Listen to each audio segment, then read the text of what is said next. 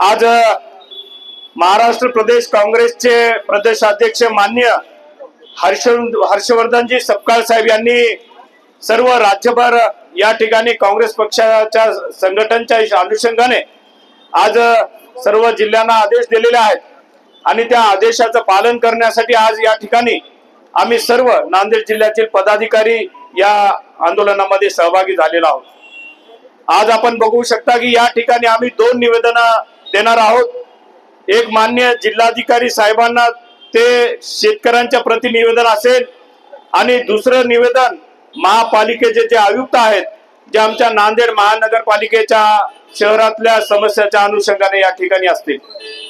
प्रथम जर आपण बघितलं नांदेड महानगरपालिकेचं जे आपण रोज पेपरमध्ये वर्तमानपत्रामध्ये जे बातम्या वाचता अनेक समस्यांचं माहेरघर या ठिकाणी नांदेड शहर आणि महापालिका या ठिकाणी बनलेली आपल्याला बघायला मिळते। आज आमच्या नांदेड महापालिकेमध्ये सगळ्यात महत्त्वाचा जर प्रश्न असेल तर गल्लोगल्ली जो घनकचरा आहे कचरा आहे त्याचं व्यवस्थापन या ठिकाणी व्यवस्थित लावल्या जात नाही। आज कचऱ्याच्या अनुषंगाने रोज एक पेपरमध्ये बातमी येत आहे। आज आमचा पवित्र रमजान महिना या ठिकाणी सुरू झालेला आहे आणि रमजान महिन्यामध्ये या ठिकाणी आम्ही साफसफाईच्या अनुषंगाने मागणी केलेली आहे की आपण प्रत्येक गल्लीमध्ये वार्डामध्ये या ठिकाणी साफसफाई राखणं हे खरं तर महापालिकेचं कर्तव्य आहे, काम आहे, पण त्यांनी हे कुठेतरी या गोष्टीला कानाडोळा करण्याचा प्रयत्न या महापालिकेच्या माध्यमातून होत आहे। आज या आमचे सहकारी होते महेश देशमुख, त्यांनी पाणीपट्टीचा प्रश्न या ठिकाणी उपस्थित केला। आज पाणीपट्टीवर आमचं व्याज लावला जात आहे, आमच्याकडून पाणीपट्टी वसूल करण्यात येत आहे, पण महिन्याला 30 दिवस या ठिकाणी पाणी देण्यासाठी ते असमर्थ या ठिकाणी दाखवत आहेत। आम्हाला पाणी तर मिळत नाही पण आमच्याकडून पाणीपट्टी घेत आहेत। आमच्या जयश्रीताई पावडेने माजी महापौर यांनी इथे एक प्रश्न उपस्थित केला की 165 करोड रुपयाचं या ठिकाणी अमृत योजनेअंतर्गत केंद्र शासनामधून या ठिकाणी महापालिकेला पैसे मिळालेले आहेत, पण त्याचा विनियोग या ठिकाणी महापालिकेला व्यवस्थित या ठिकाणी विनियोग घेता आलेला नाही। आज या ठिकाणी 165 करोड रुपये महापालिकेला आल्यावर सुद्धा पाण्याचा गंभीर प्रश्न आज नांदेड वासियांच्या या ठिकाणी समोर उभा टाकलेला आहे। कचऱ्याचा प्रश्न आहे। आज आपण जर बघितलं की नांदेड शहरामध्ये प्रत्येक जागी रस्ते खोदून ठेवलेले आहेत, बऱ्याच रस्ते। आता आपण इथलाच रस्ता प्रामुख्याने या ठिकाणी महापालिका, जिल्हा बँक, आमचं जिल्हा परिषद असेल का रेल्वे स्टेशन असेल का कलेक्टर ऑफिस पर्यंतचा रस्ता बघा। आज या ठिकाणी प्रचंड प्रमाणात ट्रॅफिक या ठिकाणी होत आहे, रस्त्यावर जागोजागी खड्डे आहेत। अशी परिस्थिती महापालिका क्षेत्रांतर्गत अनेक प्रभागामध्ये ही परिस्थिती उद्भवलेली आहे। आज नांदेड शहरामध्ये एकाही ट्रॅफिक सिग्नलवर यांनी नियोजन करता आलं नाही। ट्रॅफिक या ठिकाणी अतिक्रमण त्या ठिकाणी जर बघितलं चौकात जागोजागी आपले अतिक्रमण या ठिकाणी आहेत।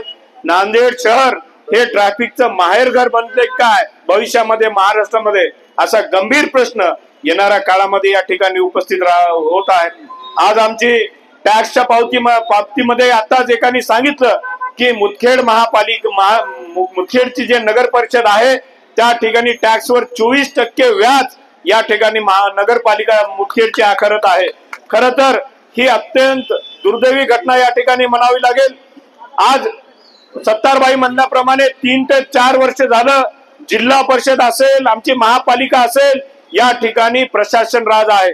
आज प्रशासन राज मध्ये कोणी जाऊन कोणतं जर काम विचारला अधिकारी या ठिकाणून त्या अधिकाऱ्याला बोलवा, तो अधिकारी विचारलं तर त्याला बोला, म्हणजे टोलवा टोळीचं काम या महापालिका आणि नगरपालिका जिल्हा परिषद मध्ये आपल्याला या ठिकाणी पाहावयास मिळत आहे।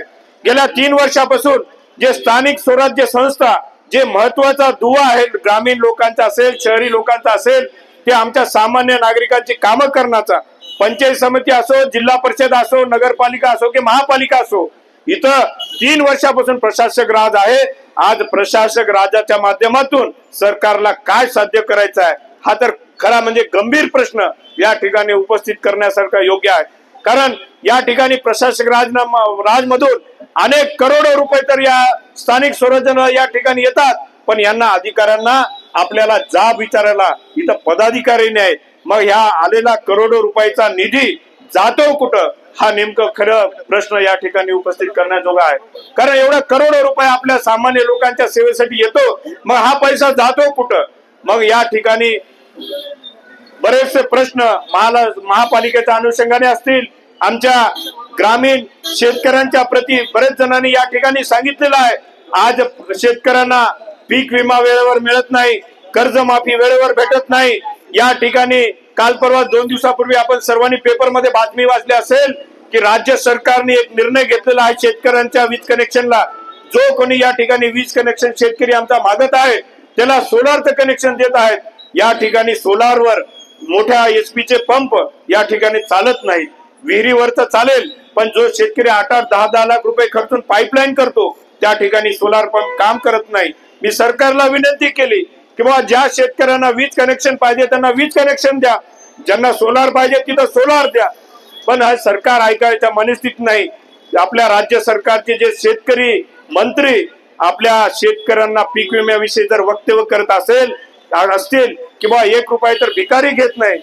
किती संवेदनशील सरकार आहे शेतकऱ्यांच्या प्रति हे आपण या ठिकाणी बघलं पाहिजे. या सरकारला खरं तर शेतकऱ्याचं हित करायचं नाहीये, सामान्य लोकांच्या प्रश्नावर हात घालायचं नाही. फक्त आपण जर बघितलं तर कोणाचा मोठेपण कसं घेता येईल हेच या ठिकाणी सरकार बघत आहे. राज्य सरकार मला तर वाटतं शेतकऱ्यांचं सामान्याचं सरकार या ठिकाणी राहिलेलं नाहीये. आज नांदेड जिल्ह्याची जर परिस्थिती आपण जर बघितली तर या ठिकाणी एकमेव काँग्रेसचा आमदार मी आहे. 9च्या 9 काँग्रेसचा खासदार मी आहे आणि 9चे 9 आमदार या ठिकाणी महायुतीचे आहेत. 2 खासदार दुसरे महायुतीचे आहेत. पण आपण जर नांदेड जिल्ह्याचं सध्याचं राजकारण जर बघितलं तर माझ्या पक्षात कोण येते, माझ्या पक्षात कोण येते ह्याच्यामध्येच नेते मंडळी सगळे व्यस्त आहेत. म्हणून आपल्याला या ठिकाणी काँग्रेसच्या विषयी जर बोलायचं असेल, बरेच लोकांनी वक्तव्य केलं की काँग्रेस नांदेड जिल्ह्याची राहते काय. या ठिकाणी मला आपल्या या आंदोलनाच्या माध्यमातून सांगायचं आहे, काँग्रेस जिल्ह्याची कधीही संपणार नाही. या ठिकाणी येणाऱ्या काळामध्ये स्थानिक स्वराज्य माध्यमातून आम्ही काँग्रेस जर आपल्याला दाखवून देऊ की पूर्वी जशी नांदेडचा गड कैलासवासी शंकररावजी चव्हाण साहेबांच्या नावानं काँग्रेसचा गड म्हणून ओळखला जात होता, आजही तो गड या ठिकाणी नांदेडचा काँग्रेसचा त्याचप्रमाणे अबाधित आहे. येणाऱ्या स्थानिक स्वराज्य निवडणुकीमध्ये आम्ही सर्व या ठिकाणी काँग्रेस जण या ठिकाणी दाखवून देऊ.